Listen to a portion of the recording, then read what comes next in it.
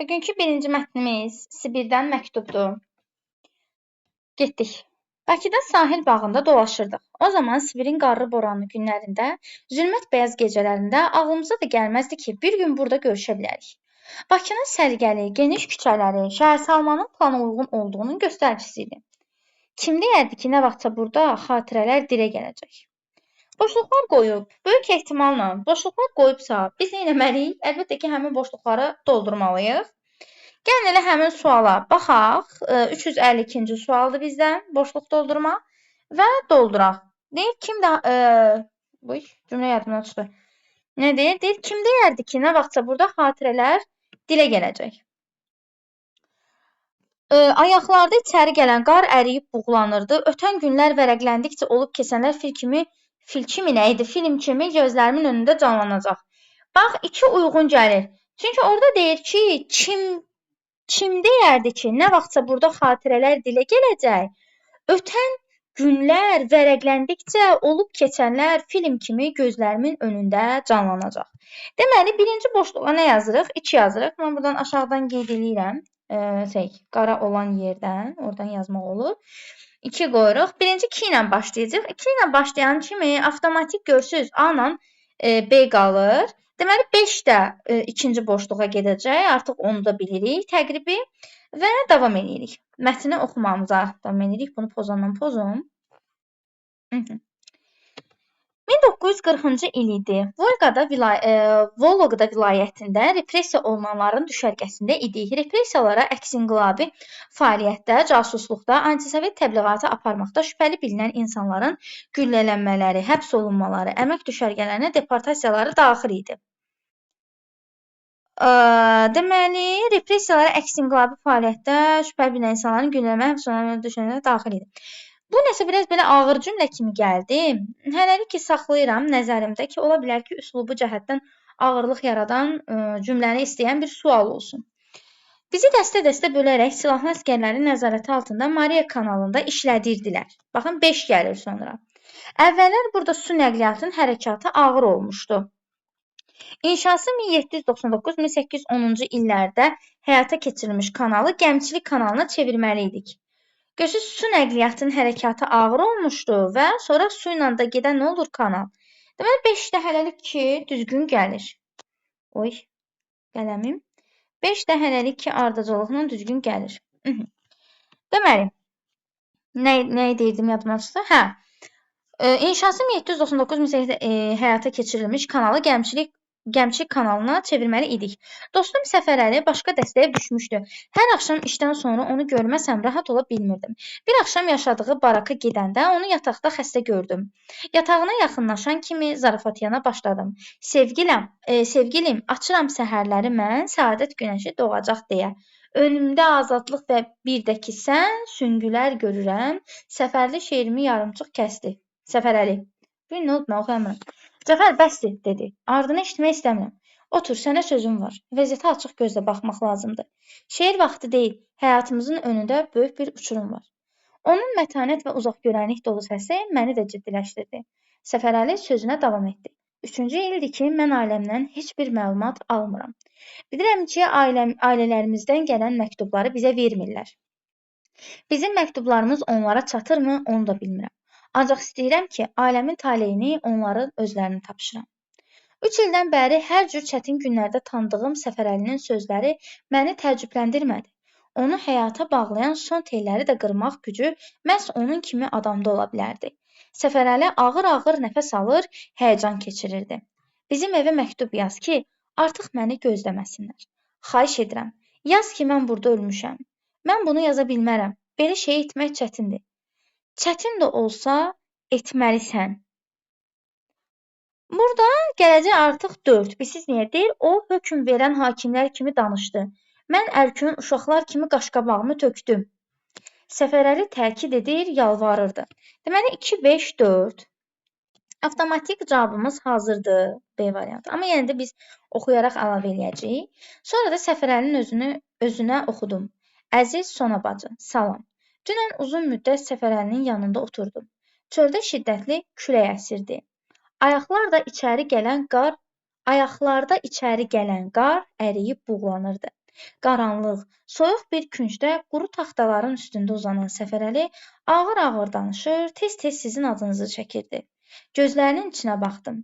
Bu gözlərdə intizar, hicran duyulurdu. Həsrətdir hicran, ayrılıq. Hicran ayrılıq anlamına gəlir. Səsi titrədi. Uşaqlarımı görsən, deyərsən ki, səsi qırıldı. Gözlərinin içinə baxdım. Bu gözlərdə həyat sönüb gedirdi. Çağırdım, hay vermədi. Hönkürtü ilə ağladım. Bu qərib ellərdə biz onu itirdik. Məktub bu yerə çatanda Səfərəlinin dodaqları əsdi. Yanaqlarından 2 damla yaş süzüldü. Hələlik göndərmə, yazıqdır dedi. Bəlkə hər şey yaxşı olacaq. Ey ümid, sən nə şirinsən, nə qüvvətlisən. Sən nəfəs gedib gəldiyi müddətcə adamın başı üstündən çəkilmirsən. Sən olmasaydın, Səfərəli indi Bakının küçələrində belə xoşbəxt, qürurla addımlamazdı. Deməli, axırda hər şey həqiqətən yaxşı olur. Buna sevindim. Və cavab 352-ci sualın cavabı da hazırdır. 2, 5, 4, 1, 3. Gəlin 351-ci suala baxaq. Deyir ki, mətnə əsasən klasteri tamamlaya bilən fikirləri seçin. Repressiya dövrünü səciyyələndirir. İnsan hüquqlarının həddən artıq məhdudlaşdırılması. Bəli, çünki bunlar bir yerdə kolonda işləyirlər, kölə kimi çalışdırılırlar və hüquqları məhdudlaşır. İnsanların canlı ünsiyyətdən tam məhrum edilməsi. Belə bir şey yoxdur, canlı ünsiyyətləri var. Bir-birlərinə məktub göndərə bilmirlər. Yəni, uzaqdan uzağa əlaqə yoxdur. Canlı ünsiyyət var. Çünki Səfərəli ilə hadisəni danışan, nəql edən şəxs arasında canlı ünsiyyət var. Ailələrin dustaqlardan üz döndərməsi. Ailələr üz döndərmir. Yəni, o deməkdir ki, kim dustaq olurdusa, ailəsi onu atıb gedirdi. Atıb getmirlər. Sadəcə ailələrindən uzaq düşürlər. Ona görə 3-də səhvdir. İnsanların eyni səbəbə görə həbs edilməsi xeyr. Fərqli-fərqli səbəblərdən həbs olunurlar. Mətnin giriş hissəsində bu haqda məlumat var. Çünki orada deyir ki, baxın, repressiyalara əks-inqilabi fəaliyyətdə, casusluqda, antisiyavət təbliğatı aparmaqda şübhəli bilinən insanların güllələnmələri, həbs olunmaları, əmək düşərgələrinə deportasiyaları daxil edir. Yəni, fərqli-fərqli səbəblərdən dolayı repressiyaya məruz qalırlar. Ona görə eyni səbəb yanlışdır. İnsanların informasiya mübadiləsindən məhrum edilməsi doğrudur. Çünki informasiya mübadiləsində məktubu öz ailə üzvlərinə göndərilməsi, ailə üzvlərinin məktublarının həmin o düşərgədə olan, repressiyaya məruz qalan şəxslərə göndərilməsi kimi məsələlər öz əksini tapır. Cavab olur 1-5-Y variantı. Sonra deyir ki, əvvəlində rəqəm yazılmış hansı cümlələr mətni səciyyəvi xüsusiyyətlərinə uyğun məcazi mənalı ifadə işlədilmişdir. 353 izah edelim, çünki 352-yə baxmışıq. Üslubu xüsusiyyətlərinə uyğun məcazi mənalı ifadə işlənib deyir. Gəlin baxaq, kim deyərdi ki, nə vaxtsa burada xatirələr dilə gələcək? Xatirələrin dilə gəlməsi məcazidir. Volqda vilayətində repressiya olunanların düşərgəsində idik. Burada bir problem yoxdur. Bir axşam yaşadığı baraka gedəndə onu yataqda xəstə gördüm. Burada da, yəni problem dediyim məcazi yoxdur, yəni. 4-də deyir, şeir vaxtı deyil, həyatımızın önündə böyük bir uçurum var. Biri götürəcəksiniz, 4-ü götürəcəksiniz, çünki uçurum məcazidir. Yəni, burada məcazidir. Çünki həyatın önündəki uçurumdan söhbət gedir. 5-də deyir, bu gözlərdə həyat sönüb gedirdi. Həyat sönə bilməz, 5 də məcazidir. Cavab olur 1-4-5C variantı. Mətndə tünc qara hərflə yazılmış sözün kontekstə görə mənası. Bayaq dedim ki, hicran nə deməkdir? Ayrılıqdır. Bu arada antonimi də var hicranın. Hicranın antonimi vüsaldır. Qovuşuq anlamındadır. Yəni, ayrılıq və qovuşuq hicranla vüsal. Bunlar antonim təşkil edir. Ayrılıq sözü harada görürsünüzsə, məsələn, izdirab var. İzdirab əziyyət deməkdir. B-də fikir ayrılığı yazıb. Amma bu insanın insandan ayrı düşməsidir. Bu mənadadır. Ona görə B-də olmur. C-yə baxın. Ayrılıq dərdi bizi daha da yaxınlaşdırdı. Yəni hicran dərdi.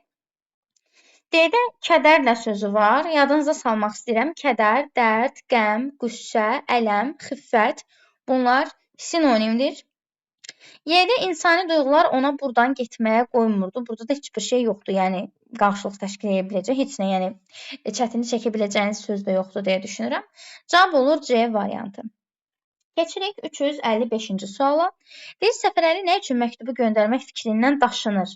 Səfərəli. Bu axırda bu məktubu oxuyur. Böyük ehtimal kədərlənir də. İndi baxaq görək niyə daşınır. Yəni nə verib bizə? Cəfərin məktubu onu kövrəldir. Bəli, kədərlənir çünki. Səfərəlinin deyir burada dodaqları əsdi, yanaqlarından 2 damla yaş süzüldü. Kövrəlir ki, yanağından yaş süzülür də, yəni gözündən axır, yanağına tökülür. Dostunun onsuz çətin günlər keçirəcəyini düşünür. Dostunun deyil, ailəsinin. Çünki o məktub ailəsinə gedəcəkdi. Həyat yoldaşının məktubu oxuyanda sarsılacağını anlayır. Bəli, çünki orada deyir axı, hələlik göndərmə, yazıqdır. Bəlkə hər şey yaxşı olacaq. 3-ü götürürük. Xəstəlikdən sağaldığı üçün gələcəyə inam artır. Hələ sağalmamışdı o an. Sadəcə olaraq yazığı gəlir evdəkilərə və kədərlənir dediyim kimi. Dostunun məktubundan sürgün günlərinin tezliklə bitəcəyini anlayır. Dostuna məktub göndərir, yəni deyirəm, ailəsinə göndərir. Ona görə yanlışdır. 1-3 cavab olur C. Bu bizim qapalı suallarımız. Keçirik açıq suallara. Deyir, mətndə çərçivədə verilmiş sözə əsasən cədvəli doldurun. Çərçivədə verilmiş söz yaxınlaşmaq idi, səhv eləmirəmsə. Hə.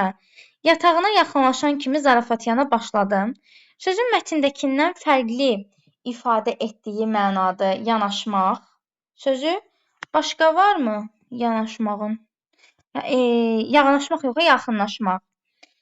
Burada yatağına yaxınlaşan kimi zarafatyana başladım. Yaxınlaşan kimi.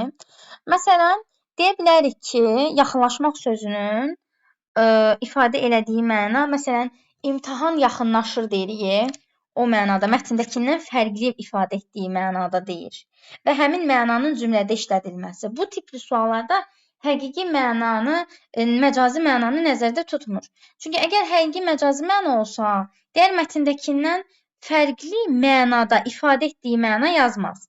İfadə etdiyi deyirsə, söhbət sözün başqa məna çalarlarını nəzərdə tutur. Məsələn, dediyim kimi, imtahan yaxınlaşır. Məsələn, bura yazırıq, imtahan yaxınlaşır. İmtahan yaxınlaşır. Burada yəni yetişir. Vaxta az qalıb da, yəni yetişmək anlamındadır. Yetişmək anlamındadır. İmtahan yetişir. Sonra yaxınlaşmaq, məsələn,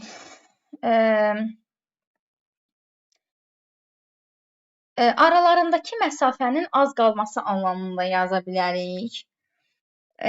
Yaxınlaşırım. Məsəl üçün, planetlər getdikcə bir-birinə yaxınlaşır bu mənada. Sonra yanaşmaq mənasında. Məsələn, mən bu məsələyə ciddi yanaşıram. Yəni, ciddi yaxınlaşıram. Mən bunu belə fikirləşirəm anlamında, soyuqqanlı yaxınlaşıram. Bu anlamda. Gəlin, azleksdən görək başqa mənaları varmı yaxınlaşmağın və ifadə edək, əgər varsa. Yaxınlaşmaq.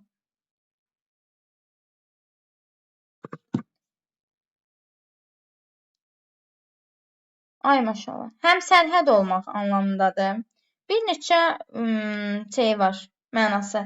Hə, məsələn, bir mənada da deyə bilərik ki, cavaba az qalıb mənasında. Məsələn, deyirəm, yaxınlaşırsan, düz deyirsən, yaxınlaşırsan bu mənada. Getdikcə yaxşı eşidilməyə, görünməyə başlamaq. Məsələn, adamların hay-küyü yaxınlaşır, səs getdikcə yaxınlaşır bu mənada. Hərəkət edərək bir şeyin yaxınına gəlmək, yaxın durmaq, qatar stansiyaya yaxınlaşır. Çatmaq, yetişmək, böhran yaxınlaşır. Baxın, yetişməyi yazdıq zaten. Yaxın əlaqə, ünsiyyət yaratmaq, onları tanış edib yaxınlaşdırmaq lazımdır. İrəliləmək yox, irəliləmək mənasında yox. Məsələn, qatar irəlilədə ayrı şeydir, qatar yaxınlaşdı ayrı şeydir. İrəlilədi deyəndə getdi anlamındadır. Getmək, irəliləmək. Amma bu mənada yox. Oxşamaq mənasında ola bilər. Bənzəmək, uyğun gəlmək. Yaxın olmaq. Məsələn, ədəbiyyat getdikcə daha artıq həyata yaxınlaşır. Yəni, həyata daha çox oxşuyur, bənzəyir. Bu mənalarda istifadə olunur. Başqa da hamısı eyni tip mənalarda yazıblar. Yəni, fərqli bir şey yoxdur. Gəldik, çıxdıq 357-yə. Deyil, mətndə üçbucaq işarəsinin yerinə hansı sözlər əlavə edilsə, məntiqi uyğunluq pozulmaz. hansı sözlər əlavə edilsə deyir. Deyir ki, Səfərəlinin sözləri məni təəccübləndirdi. Onu həyata bağlayan son telləri də qurmaq gücü məhz onun kimi adamda ola bilərdi. Səfərəli ağır-ağır nəfəs alır, həyəcan keçirdi. Səfərəlinin sözü məni təəccübləndirmədi. Onu həyata bağlayan, deyir, onu həyata bağlayan son telləri də qırmaq gücü məhz onun kimi adamda ola bilərdi. Onun kimi soyuqqanlı adam da ola bilərdi. Dözümlü ola bilər. Çünki adam dözümlüdür. Sadəcə artıq görürsüz deyir, həyata bağlayan son telləri. Onun kimi ümid gözləyən, ümidli adam da ola bilərdi. Soyuqqanlı adam da ola bilərdi. Dözümlü. Dözümlüyün sonra sinonimləri var. Mətin anlamında, mətin adam da ola bilərdi.